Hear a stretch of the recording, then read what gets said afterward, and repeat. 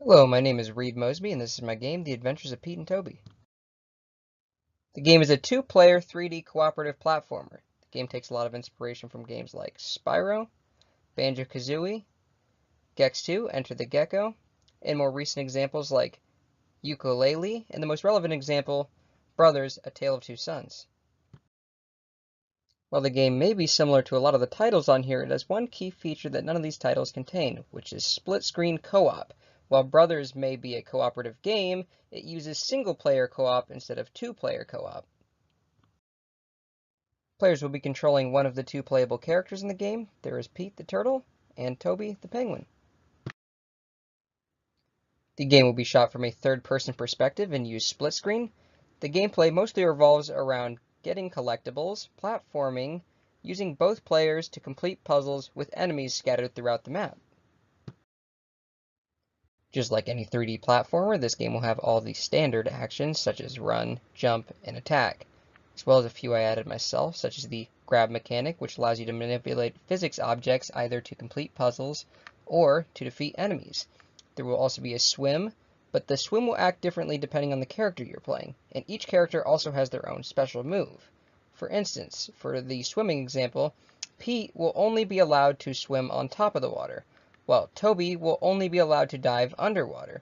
And as far as special moves goes, Pete will be allowed to retract into his shell.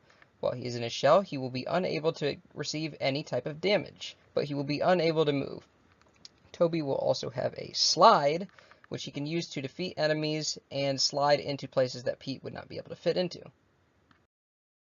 The goal of the game is pretty straightforward. It is to collect all of the collectibles found in all of the levels, including the hub world. Each player has a set amount of hits they can take before they are down.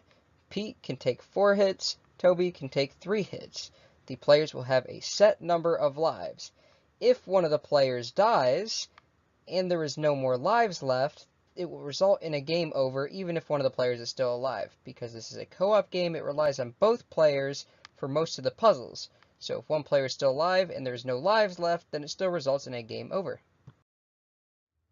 As far as enemies go, you will have your standard enemies, enemies that can fire projectiles, larger enemies, and special enemies. The way to defeat these special enemies is by using physics objects. You can find physics objects throughout the map and you can roll them down a hill to defeat the enemy. However, if Pete retracts into his shell, Toby is actually able to kick him, and you are able to kick him into the special enemies, which will defeat them.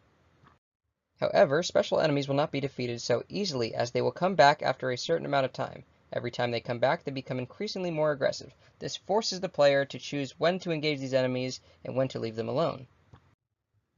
As far as development risks go, there is of course scope, but I plan on mitigating this by using a hub world.